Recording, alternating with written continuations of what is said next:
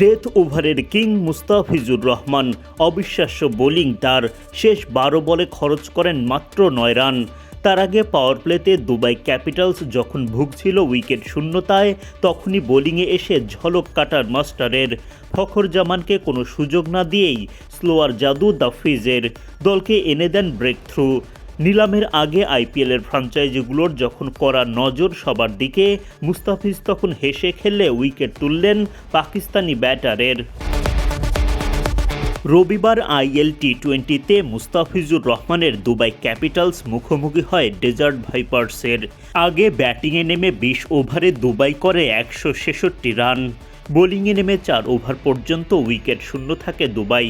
তখন ডাক পড়ে মুস্তাফিজুর রহমানের। বোলিংয়ে এসে দলকে সাফল্য এনে দেন কাটার মাস্টার। স্লোয়ার অফ কাটারে মুস্তাফিজ কাবু করেন ফখর জামানকে। উইকেটের পেছনে ক্যাচ দিয়ে বিদায় নেন ফখর।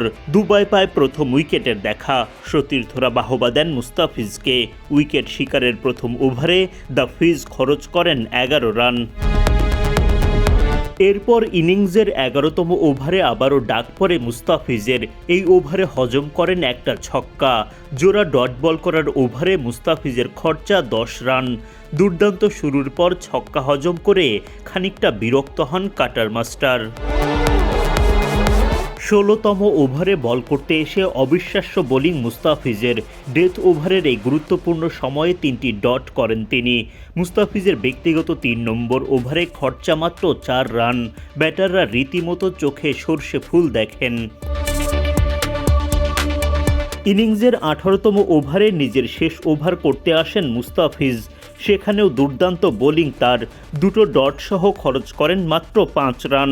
সব মিলিয়ে 4 ওভারে 30 রান দিয়ে মুস্তাফিজ খরচ করেন 30 রান।